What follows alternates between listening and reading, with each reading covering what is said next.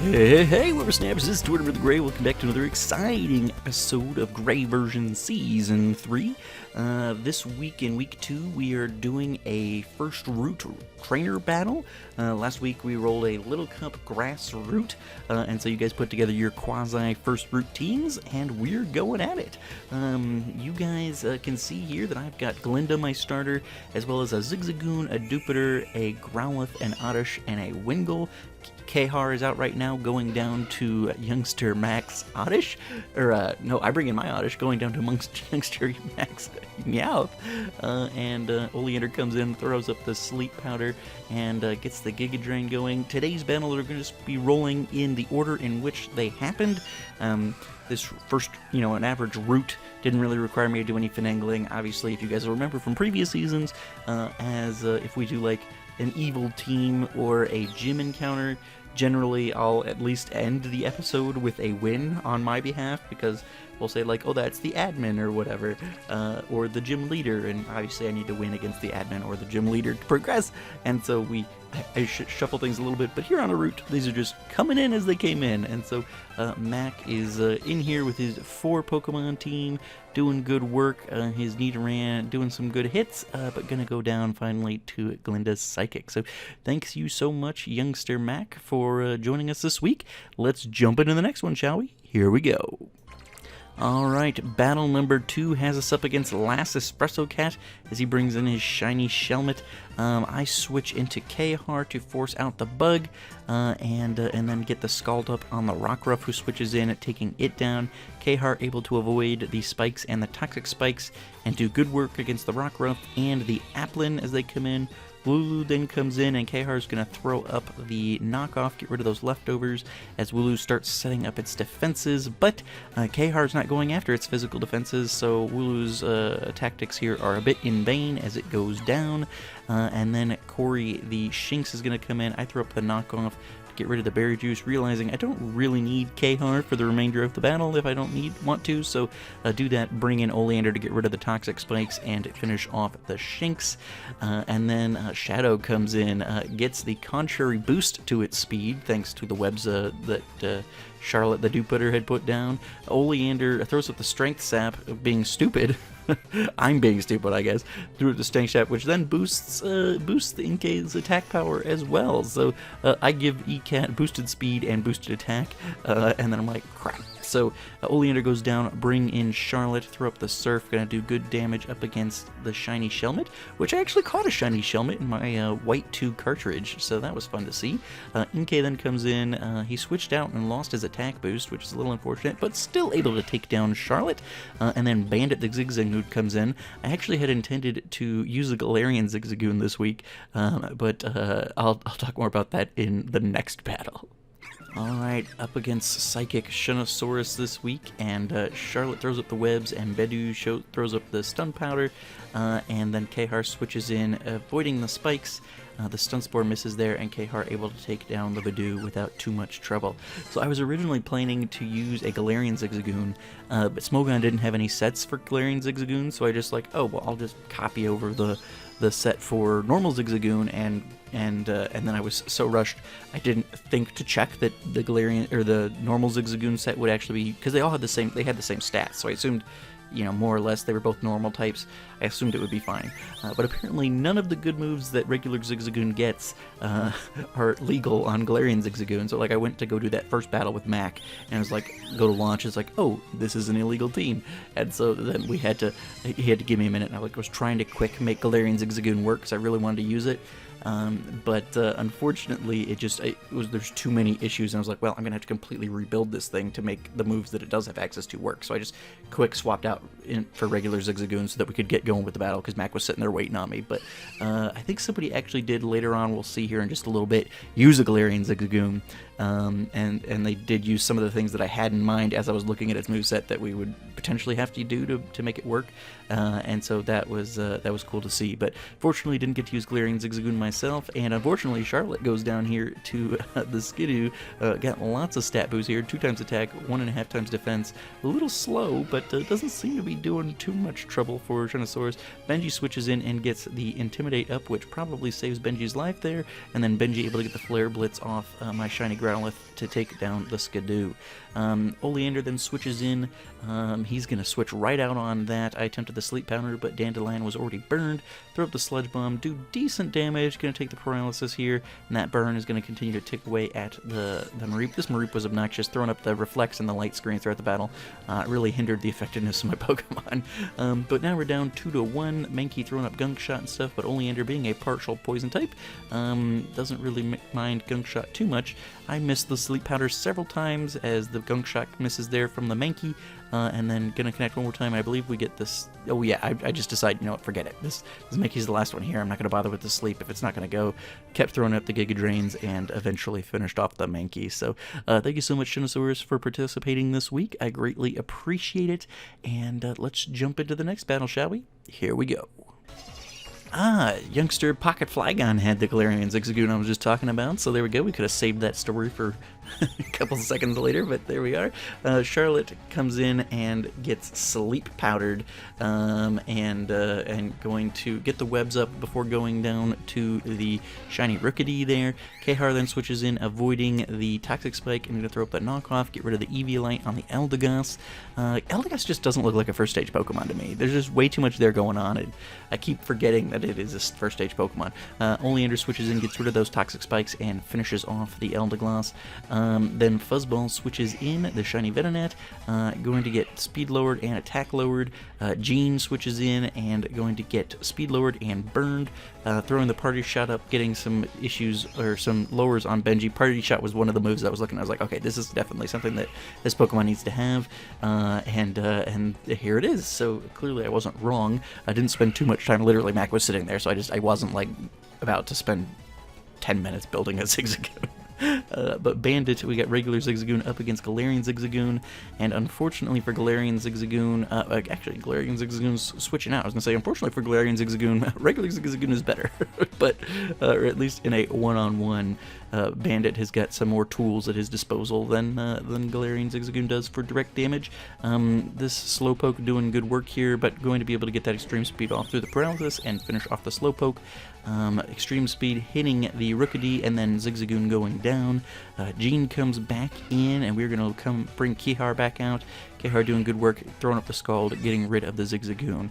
And Sunflower switches in, and I'm going to switch out, knowing that electric moves are coming my way. Oleander being my electric counter for the week, and throws up the Sludge Bomb. Venonat takes that, no trouble at all. Benji switching in, getting the Intimidate up, and going to take that Sludge Bomb very well before throwing up the Flare Blitz, doing more damage to ourselves than the Venonat was able to do to us. And then going to go down to a Brave Bird from the Glide there. At that point, Khar comes in, is going to be fast enough to finish off the Rookidee, and then Pichu comes back in. We throw up the U-turn, be able to do decent damage, especially considering the crit, and then Flygon expects that switch, throws up the Signal Beam to do a little more damage to Oleander.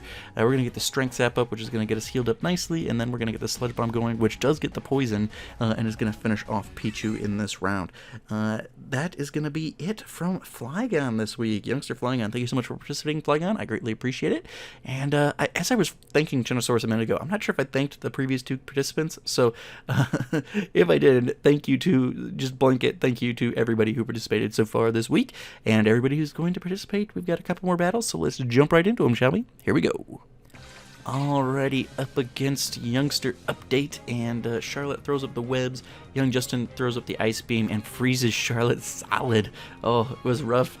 Charlotte's usually pretty good, and she just got neutered. Thankfully, we got our webs up, but Young Justin doing work.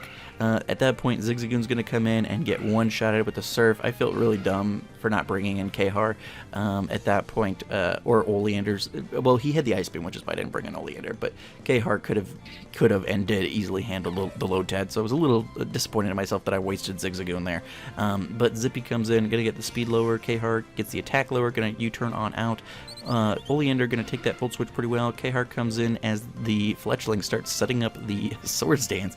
The knockoff gets rid of the berry juice. This thing sets up a sub, and then Kara going to break through that sub immediately, but then go down to the acrobatics from the Gale. Glinda then switching in, taking a really hard U-turn. Going to throw up that Psychic, doing reasonable damage to Roxy. Glinda was definitely the weak link this week, but she does damage. She rests off the damage that she had taken, which was nice. The Intimidate going to land on us, but we're not really using our attack stats, so not too worried about it. Got a couple of decent hits, but going to activate the Berry Juice here on the Shinx. Mystical Fire, the only thing we're able to throw up at this point. Thief's going to land again. Our Eviolite gets stolen, which is not going to be great. Glinda gets the rest up once again, but the Thief going to hit a lot harder now that we don't have that Eviolite, so these Mystical Fires are probably not doing enough to get us through, and Glinda going to go down.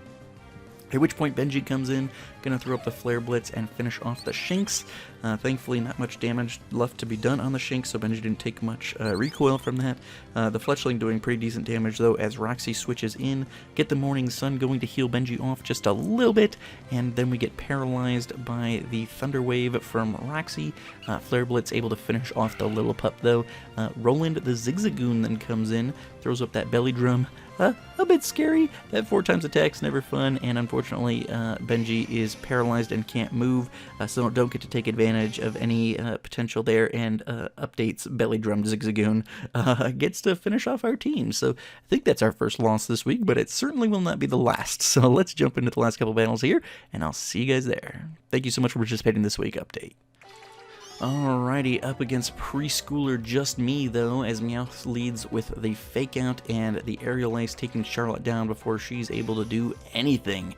Oleander then coming in, taking a hard Aerial Ace, and the Sleep Powder going to miss, which is just going to make Oleander wordless, too. So a couple of my usually very effective Pokemon going down in the face of this Meowth very, very hard. Benji comes in and takes a Water Pulse very well. Gets the Will-O-Wisp up on the Meowth. Water Pulse isn't really a physical move, but Meowths are scary, so want to get that thing neutered even if we couldn't take care of it immediately. Kehar going to use that U-turn and get on out, at least break the Sturdy on the Magnemite, and then Benji comes back in, throws up that Flare Blitz, doing the same for the Onix, I suppose, although it looks like it's got the weak armor ability instead of Sturdy, so okay. Benji then going to go down to a Rock Blast. Bandit then switching in, going to get hit by a Rock Blast as well. Going to survive it, throw up the Seed Bomb, and finish off the Onix. At which point Fletchling comes in, starts setting up Sword Dances just like before, and Glinda going to take a hard Acrobatics, throws up the Psychic, but again, Glinda's just not... Unfortunately, I've got the same build as we had the week before, so she's a defensive build, not an attacking build. Maybe I should have tried a more attacking type build, but Glinda just was not up to snuff this week. She could not really make anything work. Bandit switches in, throws up the Extreme Speed without the Belly Drum, not enough to finish off even the frail Abra, and Abra's going to finish us off, and Just Me, though, claims victory. So good work this week, Just Me, though. Thank you so much for participating. Let's jump into the next one, shall we? Here we go. Alrighty, and for the last battle of the week, we have Last Scad. Charlotte throws up the webs, and the Pineco just goes kamikaze and blows up, hoping to take Charlotte down, but not able to do it. Nightwing then comes in, takes out Charlotte, forced out by Benji, and Benji gets the Will-O-Wisp up on Bluebell the Shinx, who has the lowered speed. Benji then switches out, lets Oleander come in and take the electric move. Oleander, again, my electric counter for the week. Bluebell gonna heal back up to full with the berry juice, but Oleander gonna stick it out. Keep hitting it with some hard sludge bombs here. Take a hard Fire Fang and get the burn, which is a little unfortunate. Gonna limit Oleander's effectiveness going forward, or at least the time frame for which Oleander can be effective. Nightwing comes in, not able to finish off Oleander with the acrobatics. Lives just long enough to get the sleep powder up and then go down to burn damage. Benji then switching in. Scad gonna leave Fletching in for the moment, but then gonna switch her back out once the berry juice activates and reheals. Goop switching in, and Benji gonna get the Will-O-Wisp up on the Grimer before the knockoff comes in and gives Benji the Poison Touch. Benji then gonna heal back up, but lost her Eviolite. It's not gonna be quite as defensive as we would otherwise have been. Benji not coming out. Pursuit there predicted by Scad. But gonna get the Flare Blitz up off on Goop, and then gonna continue to heal up as Goop is gonna keep throwing up, keep expecting to switch out, maybe locked into a move, I'm not sure, but nope, there's the poison jab, so not locked in by choice. Just Scad, keep trying to outsmart us, but Benji's just like, nope, I'm just going to wait till you're gone. Good thing I'm going to wild charge the Slowpoke. Mara going to throw up the Scald and finish off Benji. Kahar then going to come in with the knockoff, get rid of the Eviolite on the Slowpoke, get paralyzed by the Thunder Wave, and then finish it off with the U-turn, switching back out. Glinda then coming in up against L. This Inkay. Knockoff does amazing damage against Glinda. We use the Mystical Fire, which raises, it normally would lower the special attack, raises it in Inkay. I don't think the special attack's really getting used here, but this is a tough Inkay. It's just wrecking shop. So goes it and it finishes off Bandit, as well as a couple of other Pokemon there that happen very quickly, and finishes off. So Scad wrecking us there at the very end of the route, but thankfully we're near a Pokemon Center now, so we will be rushing there to get our Pokemon healed in anticipation of next week's battles. Let's jump into the spreadsheet and see what we've got in store. Thank you so much for participating this week, Scad, and everybody else who participated. Here we go. Alrighty guys, here we are in our spreadsheet, and so this week, as I said last week, in Season 2, we did a gym every other week just to kind of keep things flowing so that we didn't have like 6 episodes between a gym and just have the series take forever. So we're going to have a gym every other week, except for this first gym where we did our 1v1 rival battle, and then we had one roll in between. So we had 2 weeks before this first gym, but every other week there will just be one roll between gyms. So this week, though, we are going to be doing our first gym badge, and so we're not going to be rolling for encounter type because we know it's going to be a gym badge. We are in the Little Cup tier still until after next week, so this first gym will be Little Cup, and then after that we'll be moving into ZU, but for now we have to roll what type our first Little Cup gym is going to be. So badge number 1 can be any of the 18 types. I've got 1 through 18 here. We just have to go ahead and randomize, and we get 7, which is fighting type. Alright, so our first gym is going to be fighting type. I feel like we've had gym number 1 be fighting type in the gray version before. I'd have to look back, but I feel like I remember going up against some Makuhitas or something. So keeping tradition alive, maybe, and if not, then I just remember incorrectly. But hey, there we go. So badge number 1, gym 1 this week is going to be fighting type. So that means you guys need to put together your fighting type Little Cup teams, monotype fighting Little Cup teams. Obviously, as with always, it's a theme. So you are, most of you are going to be the trainers in the gym, and then the final person, whoever I have the closest battle against that I win, will be the gym leader. And so, but the point is, it's a fighting type gym. So if there's like a Pokemon, like if you wanted to use, say Poliwag or something as an example, or Shroomish, something that would get the fighting type later on, I suppose I would allow it.